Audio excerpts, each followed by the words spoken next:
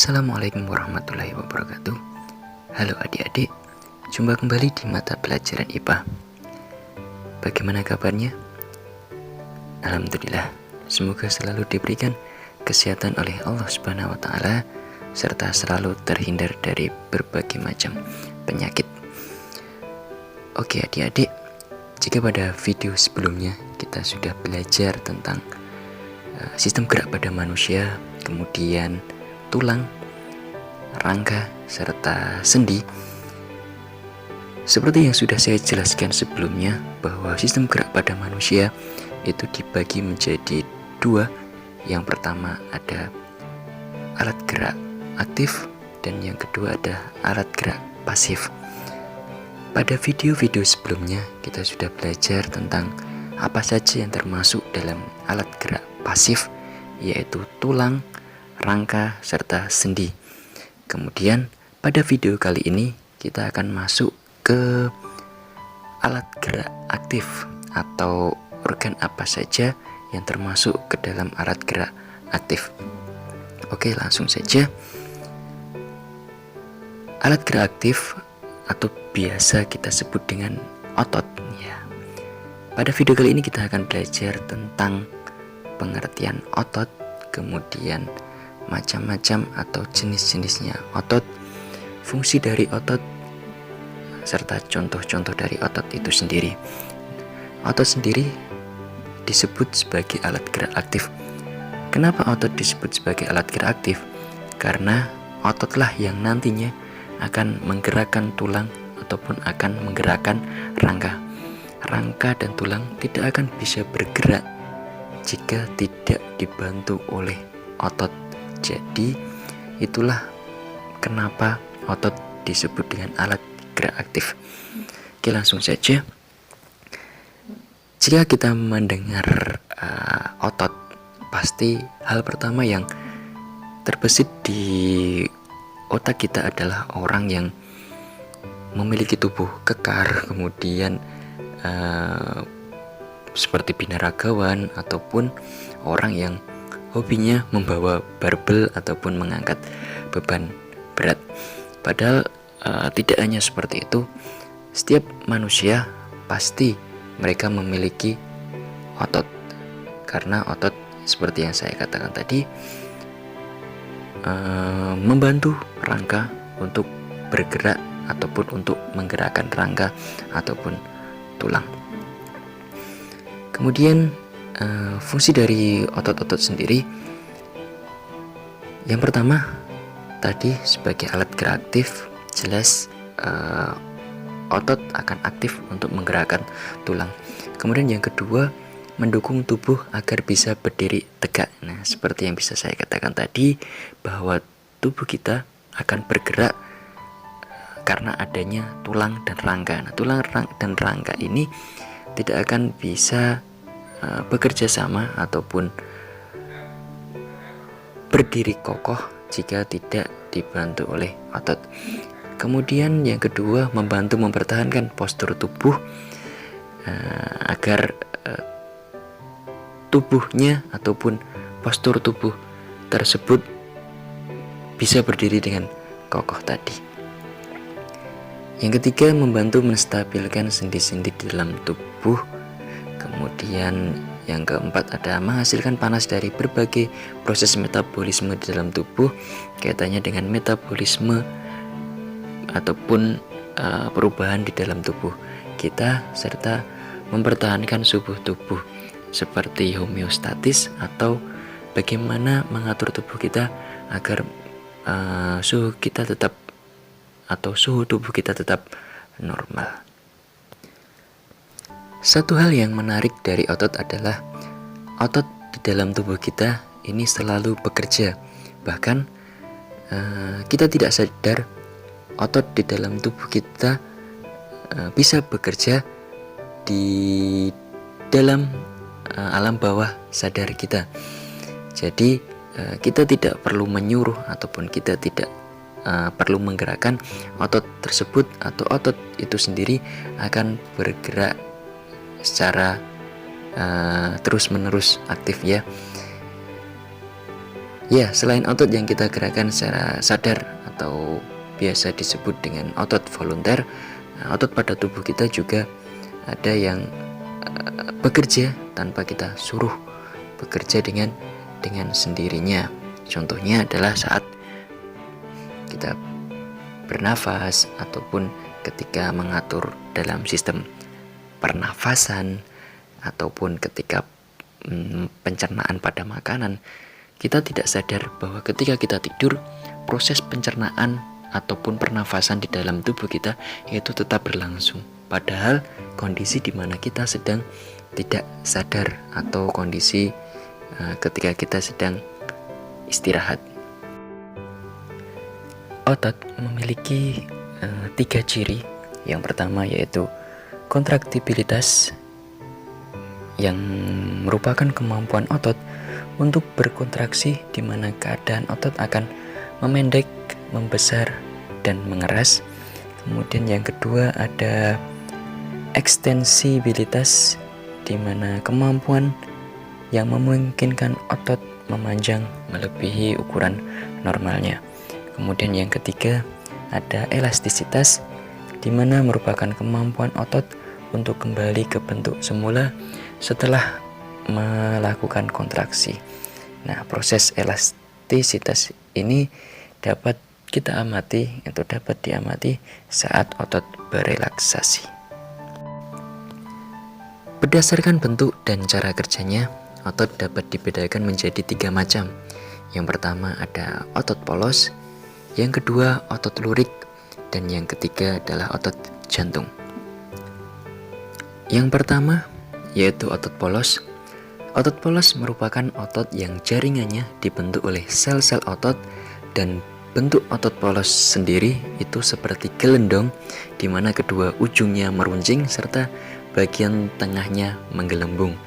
Kemudian cara kerja otot polos tidak menurut perintah otak, tapi terjadi di luar kesadaran otak kita atau refleks.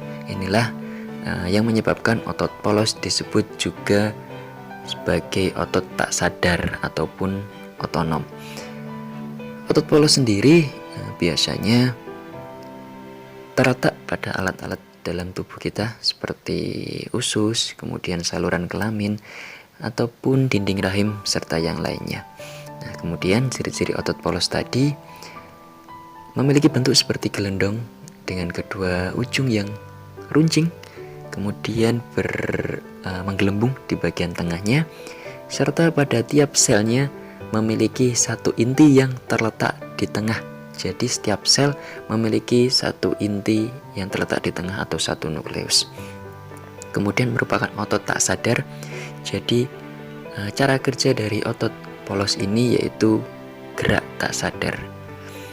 Kemudian mampu berkontraksi dengan refleks karena termasuk dalam otot tak sadar. Kemudian tidak memiliki garis yang melintang, serta memiliki reaksi yang lambat dan tidak mudah lelah atau terus-menerus bekerja meskipun kita tidur. Kemudian fungsi dari otot polos sendiri jelas tadi kaitannya dengan pencernaan, yaitu pada saluran pencernaan otot polos akan membantu makanan untuk berpindah dari satu bagian ke bagian yang lain, kemudian membantu keluarnya urin yang ada di kandung kemih, serta kaitannya dengan pembuluh darah, membantu aliran darah dalam arteri. Kemudian cara kerjanya seperti yang saya katakan tadi, cara kerja otot polos tidak menurut pada perintah otak karena terjadi di luar kesadaran otak, bekerja secara tidak sadar. Kemudian yang kedua yaitu otot lurik. Otot lurik merupakan sejenis otot yang menempel pada rangka tubuh manusia dan digunakan untuk pergerakan. Otot ini disebut lurik karena pada jenis otot ini tampak daerah gelap dan terang yang berselang-seling. Itulah kenapa dinamakan dengan otot lurik. Kemudian otot ini disebut juga otot rangga karena letaknya atau melekat di rangka, dan juga cara kerjanya itu otot yang sadar karena bekerja di bawah kesadaran manusia. Kemudian sifat-sifat otot lurik sendiri, yang pertama yaitu bekerja secara sadar atau aktif tadi.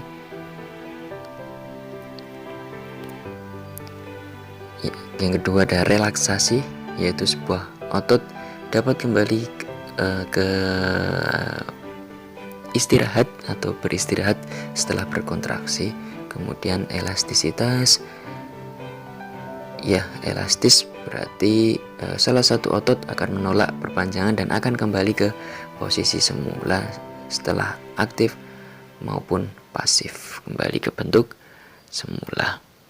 Kemudian ciri-ciri dari otot lurik sendiri, berbentuk silindris memanjang, kemudian memiliki banyak inti sel, jadi di setiap selnya memiliki banyak inti sel atau nukleus, kemudian bekerja di bawah kesadaran,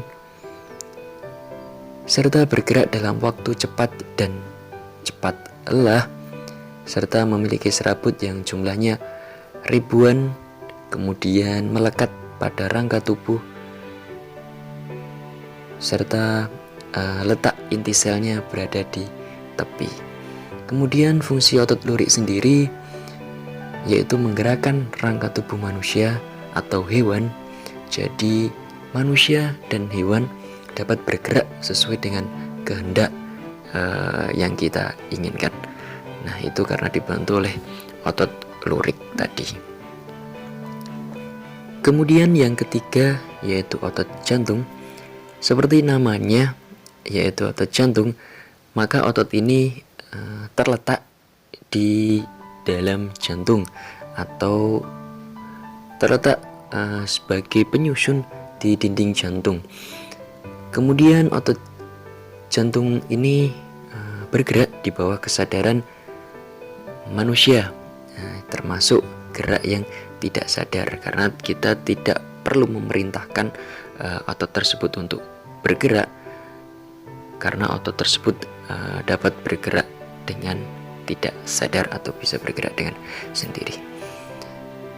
Kemudian otot jantung memiliki daerah gelap dan terang, kemudian memiliki banyak inti sel yang terletak di tengah.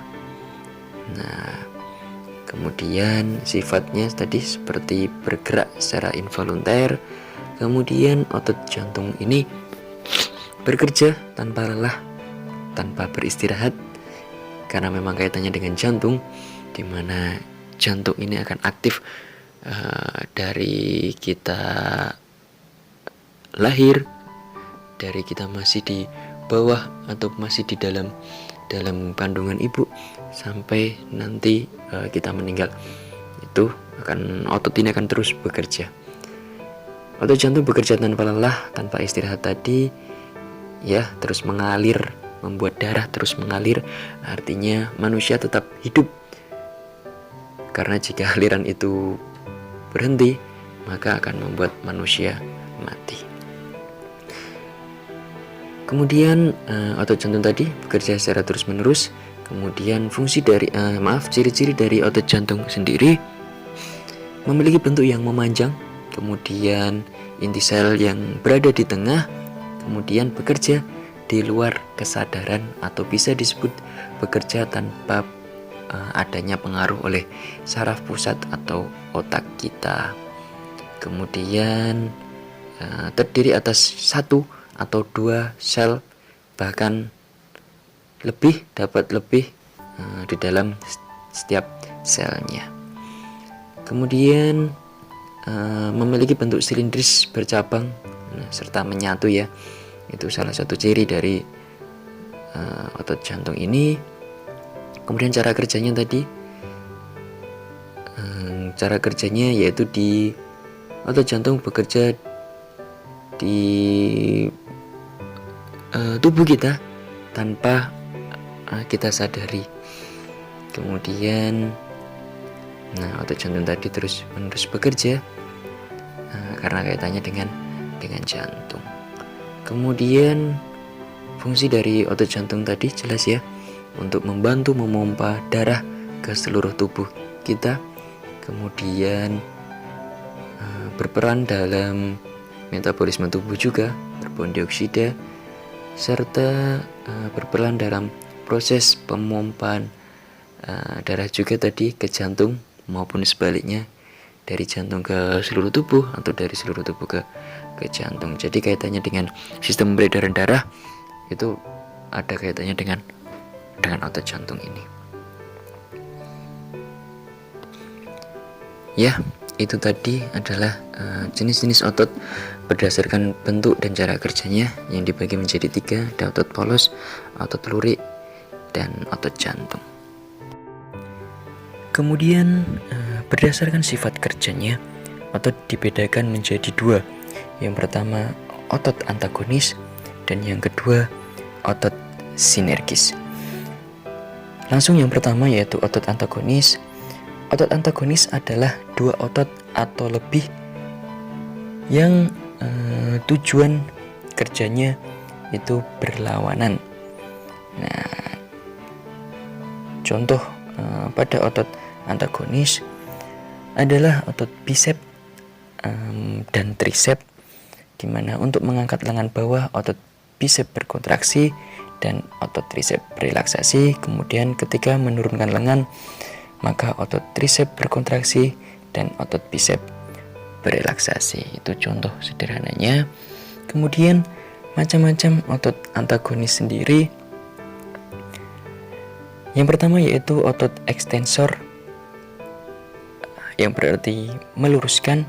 Kemudian ada fleksi atau flexor yang berarti membengkokkan. Nah, contoh ini terdapat tadi yaitu pada otot bisep dan trisep. Nah, ketika lengan bergerak tadi lurus dan menekuk. Yang kedua ada abduksi menjauhi sumbu badan dan aduksi yaitu mendekati sumbu badan. Contohnya yaitu otot di pinggang bagian belakang serta otot di bagian dada. Yang ketiga ada otot suminasi yang berarti menengadah. Kemudian pronasi atau pronator yang berarti menelengkup. Contohnya yaitu pada saat menelengkupkan telapak tangan ataupun menengadahkan telapak tangan. Kemudian yang keempat ada depresi, gerakan ke bawah serta elevasi yaitu gerakan ke atas. Ini otot di leher bagian depan dan otot leher di bagian belakang ketika kita mungkin mengangguk, sama ketika kita kepalanya naik ke atas, mengadah ya, kepalanya mengadah atau kepalanya mengangguk. Itu adalah contoh dari depresi dan elevasi. Kemudian yang kedua ada sinergis. Sinergis yaitu hubungan antar otot yang cara kerjanya yaitu saling mendukung atau bekerja sama serta nantinya dapat menimbulkan gerakan yang searah. Nah, untuk menggerakkan tulang dari satu posisi ke posisi yang lain. Nah, itu adalah salah satu contoh dari otot sinergis ini, yaitu bekerja sama antara otot satu dengan otot yang lainnya. Kemudian nanti bisa kembali ke bentuk semula. Contohnya yaitu seluruh otot pronator yang mengatur pergerakan telapak tangan untuk menelungkup. Kemudian seluruh otot supinator tadi menengadah yang mengatur pergerakan telapak tangan yang menengadah. Itu adalah banyak sekali otot yang berperan di hal tersebut. Oke, terima kasih. Itu adalah sedikit materi yang kita pelajari di video kali ini, yaitu tentang otot, kemudian macam-macam otot, jenis ototnya, kemudian serta sifat ototnya. Harapannya setelah ini kalian bisa lebih paham kaitannya dengan perbedaan antara macam-macam atau jenis otot tadi, kemudian serta sifat ototnya. Selanjutnya yaitu tugas kalian, buatlah tabel perbedaan antara otot polos, otot lurik, dan otot jantung berdasarkan yang pertama letaknya, kemudian yang kedua bentuk selnya, yang ketiga kontrol sarafnya, kemudian yang keempat reaksinya, serta yang kelima yaitu sifat kerjanya. Kontrol saraf ini maksudnya tadi gerakan ototnya seperti apa, sadar atau tidak sadar. Oke, itu tadi. Silakan tugasnya dikerjakan di buku tulis, kemudian di foto, hasilnya difoto dan dikirimkan ke WA Uswawan. Oke, itu saja materi atau video yang dapat Ustadz sampaikan. Semoga bisa bermanfaat serta dapat menambah wawasan kita kaitannya dengan otot. Kemudian jangan lupa tetap belajar di rumah, jaga kesehatan, tetap berbakti pada orang tua. Semoga pandemi ini segera berakhir dan kita dapat berjumpa kembali di M+ ke arah. Sekian dari Ustadz, kurang lebihnya saya mohon maaf. Assalamualaikum warahmatullahi wabarakatuh.